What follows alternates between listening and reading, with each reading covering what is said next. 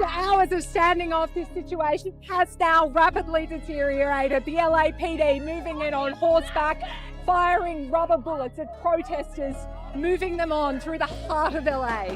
Holy cow, they're throwing bricks at the police.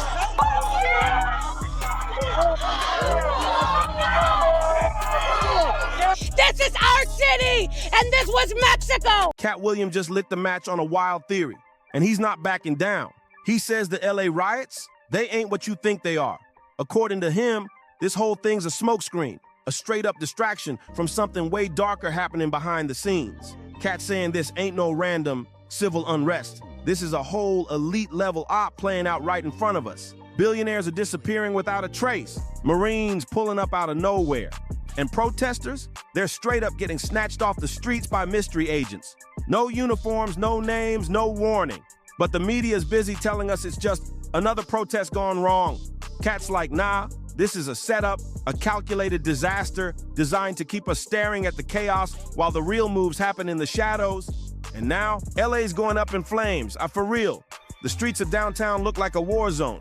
Waymo taxis, burnt to the frame, protesters screaming their lungs out as ICE vans snatch people like ghosts. No rights, no badges, no mercy. And the LAPD, they ain't running the block no more. They're the ones getting pushed off corners they used to run like kings. But hold up, how did it spiral this fast? 1 minute it's quiet, and the next, LA's looking like a battlefield. It all popped off the second ICE, launched surprise raids across the city, and they didn't hit trap houses or gang spots. Nah, they went for schools, parking lots, job sites, even a Home Depot where a bunch of undocumented workers were just out there hustling to feed their families. The second those vans showed up, panic ripped through the Latino neighborhoods like wildfire. What's going on in Los Angeles? Because either you're reading the news and there was a giant riot last night and buildings on fire and people are looting, or people were just being kidnapped off the street by people in masks. People were running, warning each other, hiding out. And guess what? Trump didn't wait on nobody. No heads up, no coordination. He dropped 2,000 National Guard troops into LA just like that. Before the city, the state, or even the LAPD could blink. They was already deep in the streets, armed and moving like it's war. Not a word to Gavin Newsom, not a whisper to Mayor Karen Bass. And LAPD, left completely in the dark, that wasn't no support mission. That was full-blown invasion mode. A lot of people are terrified by that, because they're not wearing like actual named things. Instead, it's regular clothes. So when people see this, they get terrified, even if they are Americans, because they don't know if they're going to be kidnapped. Then it got even more twisted. Federal agents rolled up ghost style. No marked whips, no badges, no names, just shadowy dudes in blacked out tactical gear, rocking balaclavas, dragging folks into unmarked vans like it's some secret op. And when folks tried asking what the hell was going on, nothing, just silence. That ain't law enforcement, that's straight up kidnapping. Yeah, protests were already bubbling. But what really blew the lid off? The way people hit the streets ready for war is with banners, masks, and water bottles within hours. Donald Trump's immigration policies have ended up almost 5 months into his presidency, pandemonium and lawlessness on the streets of one of America's biggest cities. The Mexican flag is flying and anger directed at ICE. Like they knew what was coming. Next thing, tear gas choking the blocks, rubber bullets flying, snipers spotted on rooftops, vans creeping through with masked up agents inside, looking like they came out of some dystopian movie. Let's not play dumb like this is normal. Even during the madness of 2020, even back when Rodney King's beating sparked fires across the city, nobody deployed the National Guard in under 12 hours. This wasn't no reaction, this was preloaded. Even the LAPD chief had to admit they were blindsided. Didn't even get told about the raids till after they were already happening. California wasn't having it either. By the next morning, they hit the Trump administration with a lawsuit for dropping troops into LA without any green light. But while the news was glued to burning Teslas and smashed store windows, no one was asking the real questions. People are saying these agents are operating way outside their zones, like they ain't even supposed to be in these cities. And this is where Katt Williams stops sounding like a wild comic and starts sounding like he's been warning us all along. 20 years I told you the police is out there hurting people, and y'all didn't want to believe me. Y'all just said, Katt keep getting in trouble. The whole time I was just glad I made it out alive. finally the chickens have come to roost. We are going to get rid of racism this time, once and for all, no matter what has to happen, folks. It only must be identified. Because something ain't adding up, and Katt's been saying that's the point. Confusion is part of the plan. Even when folks clowned him, called him crazy, said he was just high and paranoid, he never backed off. Why? Because he saw what was coming. Let's rewind to the early 2000s. While other comedians were chasing sitcom money and trying to stay in corporate America's good graces, Katt was on stage calling out the cops, exposing police brutality, and dropping truths nobody else wanted to touch. He wasn't scared to say what everyone else was too afraid to whisper, and he paid for it. We're talking multiple arrests, media hit jobs, and worse, they came for his kids. Not once, not twice. 9 times they raided his office, dragging his children out in front of his own staff like it was nothing. That wasn't just harassment, that was psychological warfare. I must be the most terrible black dude. Because here's the whole thing. You gonna charge me with child endangerment? After I adopted 7 children and had them for 14 years in this state? Really? You coming after my kids now? Because it was already a witch hunt. Now you want my babies? Yikes. That's wild, man. That's wild, Katt. I'm gonna be white next time.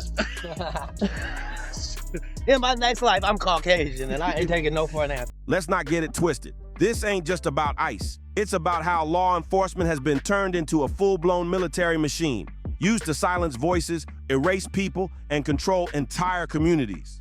And now, the streets of LA look like a scene pulled straight from Katt Williams' old stand-up sets, except it ain't funny anymore. It's real life. Flames, masked agents, helicopters in the sky. Everything he warned about is happening in 4K. People forget. Katt was calling out Jeffrey Epstein and those elite freak parties before the media even touched it. He was dropping bombs about the Illuminati underground bunkers and the way they recruit folks into the elite world, back when everyone else was still laughing it off like it was a joke. He wasn't scared to drop names, and that made him a threat. He even took aim at the media years ago, saying they weaponize outrage to cover up real censorship. And now look at LA.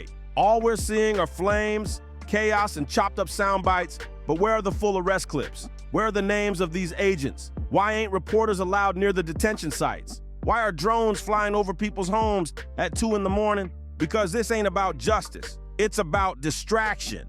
And Katt Ben knew it. This ain't some random play. This is a polished, elite-level blueprint. A silent war tactic.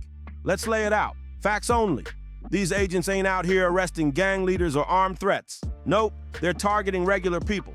Peaceful protesters, folks filming on their phones, even people just handing out water. One girl got snatched up just for standing near a banner that read, "No raids on stolen land." Another man got slammed and cuffed just for walking away from the protest zone. And the scariest part, nobody knows their names, no badge numbers, no public reports, nothing.